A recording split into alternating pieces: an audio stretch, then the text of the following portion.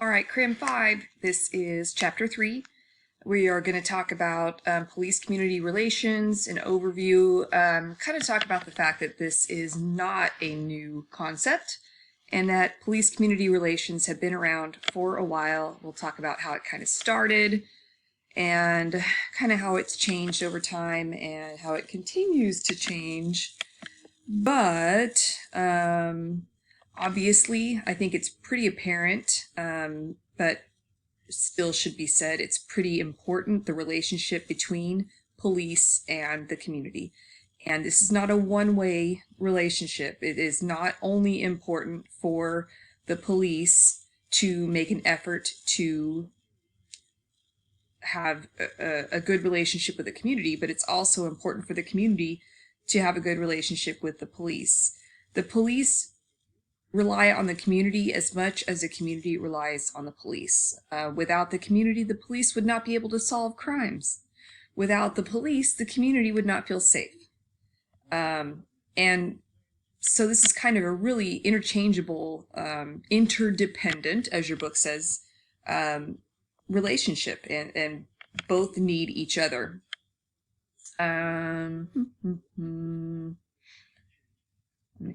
It's a long, of course, PowerPoint presentation, longer than the chapter in the book.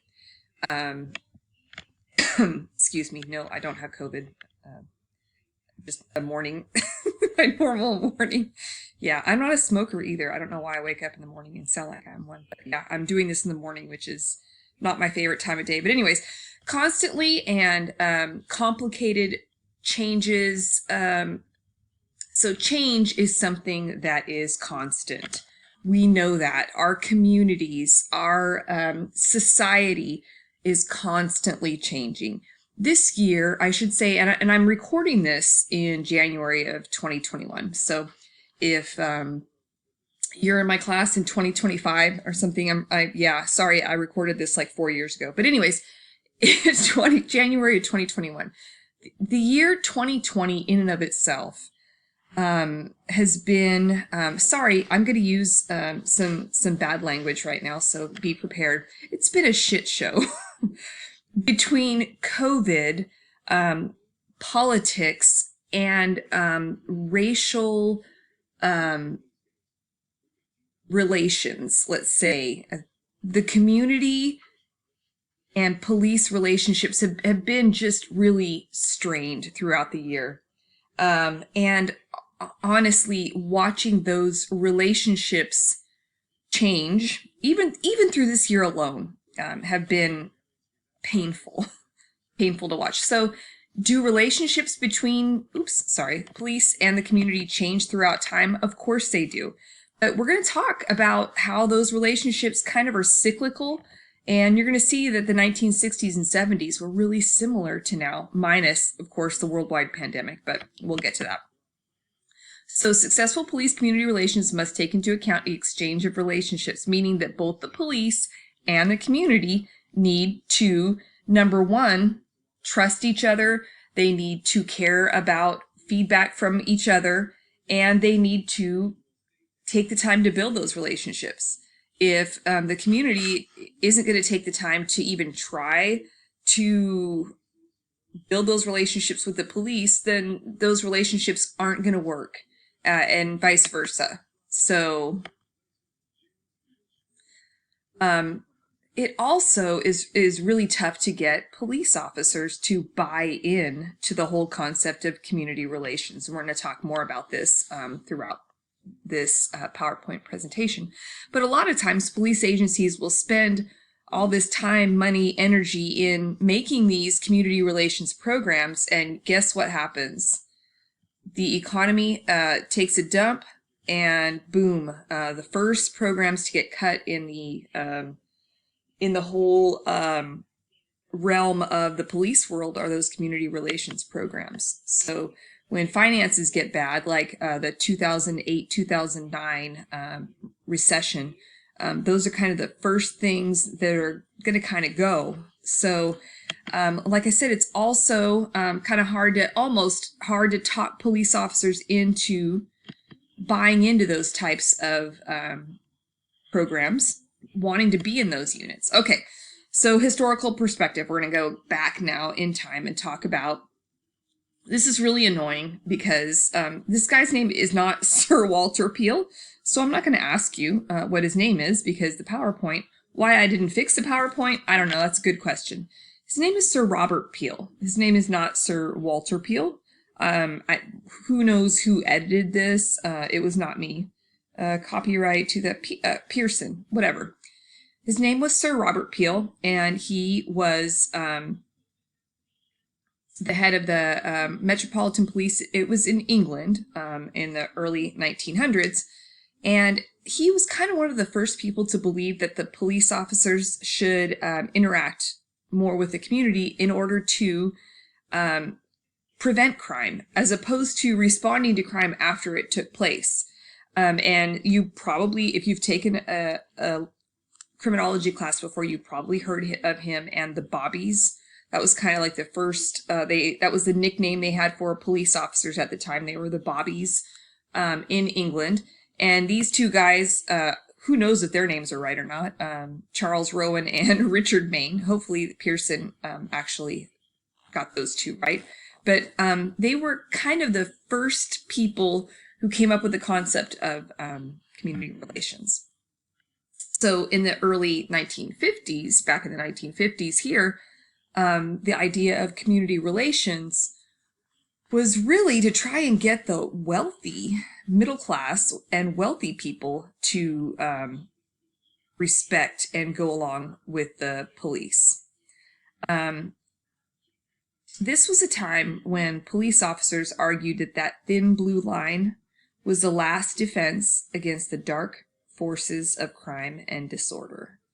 Now, you've probably all heard of the thin blue line before, and a lot of people, I should say some people, see this as a negative thing, that police officers are always teetering on the edge between good and evil. And then others would say that the thin blue line is something that keeps police officers, some people see it as a negative thing that keeps police officers from, I'm going to use the word, snitching on each other. And others would say that this is an honorable thing to be on the right side of the thin blue line. So this has basically turned into almost a kind of a controversial thing. And I don't think that it was started that way. But anyways, we're going to keep moving on. So after their push to try and get the middle class and upper class to quote unquote like the police in the 1950s, police felt pretty confident in their relationship with the community in the 1960s. However, the 1960s brought kind of a whole, 60s and 70s kind of brought a whole other host of issues for the community, for the United States, being things like Vietnam, Watergate, and the whole peace, love. It was a really interesting time. There were very significant issues with race relations during that time. As you can imagine, it kind of, there was a lot of political corruption. There was a lot of racial injustice. There was a lot of violence in the community. Does that sound familiar? Like I said earlier, that whole cyclical kind of thing. So there was a lot of, what's the right word to use here? Kind of uncertainty, a lot of kind of volatility in the community in general. Volatility in the community in general and police-community relations seem to, the negativity seems to kind of go hand in hand, as you can imagine. And I'm just thinking about things that are happening now. Again, I'm recording this in January of 2021. So the Fresno Police Department right now is dealing with some anti-mask protesters. Okay, so right now we are in a time where people are being required to wear face masks out in the community because of COVID-19. And there are some people who are going to stores like Trader Joe's and, I don't know, Whole Foods or something like that, and they're standing outside the stores and they are protesting wearing face masks. So the stores are asking these people to leave their property, and then huge arguments are taking place outside. They haven't turned physical yet, thank goodness, but the people are refusing to leave. The anti-maskers are refusing to leave. People wearing masks, so we'll call them pro-maskers, are standing out in the front of the store yelling at the anti-maskers. And then the Fresno police are being called. What kind of position does that put them in? There's no law that says that people have to wear masks. There's some sort of a mandate, but it's not a legal thing. You can't get arrested for not wearing them. So what kind of position does that put your law enforcement officers in? And what kind of relationship, how does that affect community relations? If they arrest people or try to arrest people for something like trespassing, which is probably something they could arrest them for, how does that impact the part of the community that says, I have the constitutional right to wear a mask or not wear a mask? How does that affect the other part of the community if they don't arrest them? People saying, oh my gosh, these irresponsible people are going out and spreading COVID. It's a really tough time right now for police officers. Okay. I'll kind of skip through that. During the 1980s, community relations, unfortunately, almost took a sort of a back seat to the fact that crime, we're going to say, this says communities were saying that crime wasn't running rampant. 1980s was kind of an easygoing time.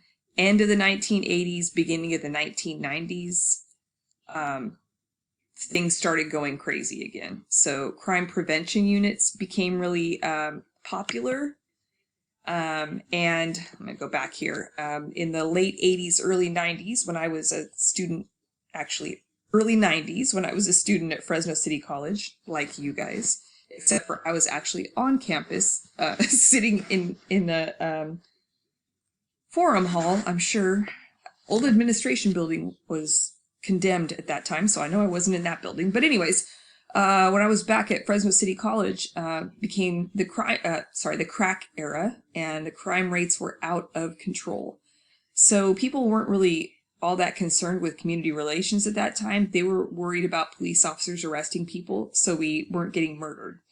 That also sounds kind of familiar, right? This last year, our crime rates in Fresno, murder rates were off the hook. It was crazy. So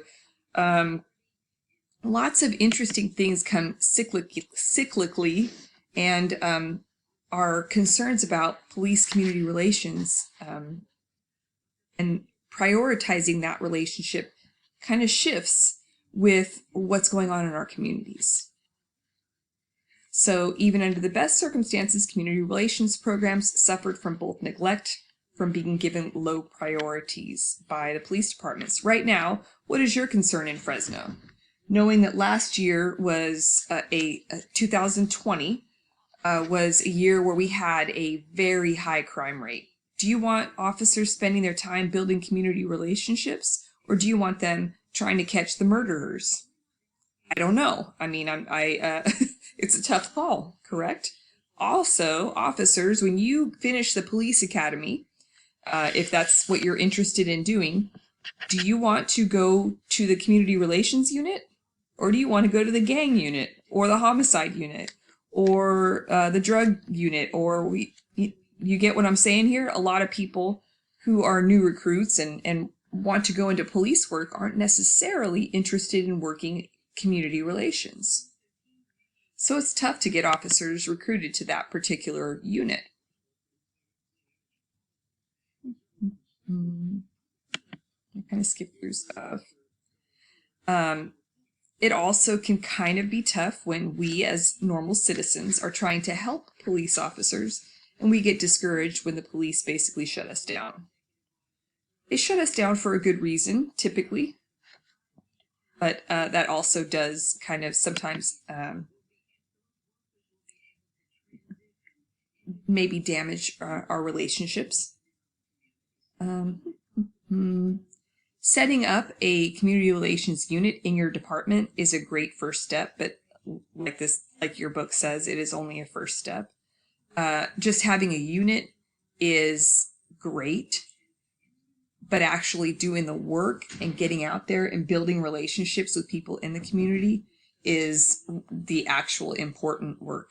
And building relationships in the community means getting out into the streets. It means getting out of your cars, walking the neighborhoods, going to the community leaders, maybe going to the local churches, going to the Boys and Girls Clubs, going to the places where people at high risk are, finding the people that are your local leaders, community leaders, and building relationships with them. There was something else I was going to say here and I forgot. Oh, some police agencies are really small too, and they don't even have community relations units. A place like State Center Community College Police, they don't have a community relations unit. Success of community police relations requires a people's police attitude. Police officers need to realize that they work for the people. All of your rank and file police officers, meaning your line staff, your basic police officers, not your supervisors, your sergeants, your lieutenants, have to recognize that they're a service organization dedicated to keeping the peace. It is a two-way program that requires everyone. Everyone to be on the same page, sorry. What community relations does not mean? So I have a hard time with this first little bullet point here. Making entire departments do what police community relations units do now. So obviously, a police officer's main goal, duty, responsibility is to get himself home alive at the end of his shift, in my opinion. Okay, when you work in law enforcement, corrections, any of these types of fields, your responsibility at the end of the day is to get yourself home alive, as far as I am concerned. And let me say that as a person who was in an armed assignment where I went out and I was a first responder, that was my goal at the end of every day. Get myself home to my family alive. Now, I want to, of course, do that legally, and when I go to my assignment, my job is to protect the community. So, at the same time, I still want to make sure that I am doing right by my department, right by my community. So this one I have a really hard time with. I still think that everyone in the department should do their best to represent their department for their community. However, it's still your responsibility to protect the community and get yourself home safely. Okay, so what it does not mean also is weakening law enforcement. Just because you are in community relations does not mean you have to be weak or involved in politics or bend to community pressures or be a social worker. That is not what community relations means. Officer safety always has to be number one, and protecting the community always has to be number one, okay? What it does mean, reviving the idea of people's police, more reasoned basis for police work, deeper, more comprehensive interest in human life, and acceptance of the view that relations is a process, not a product. You can't expect people to respect you if you don't treat them with respect. And I can tell you, I have seen this so many times throughout my life. As a probation officer, I would watch the way some of my own coworkers treated people, and they wondered why their clients were, sorry for my language, why their clients were assholes. And you get from them what you give to them. It doesn't mean I would treat my clients with respect. If they didn't give it back, then things would change. But certainly initially, there's no need to make a relationship that's already strained any worse than it has to be. Okay, so systems and communities. I'm going to kind of, I don't know, we're going to kind of skip over this a little bit, but it is important to find out what you're doing well and what you're not doing well. So getting feedback, finding out from your community what they think of the work that you're doing. A lot of times police agencies don't really care or don't take the time to find out. So getting that feedback is important. And I think it should go both ways. I think most communities don't care what the police think of them. So I would be willing to bet that communities aren't asking the police, hey, what do you think about our support or lack of support for you? But here's some ways to get some feedback. These are external communities. And I think we're almost done. Internal communities, and boom, we made it.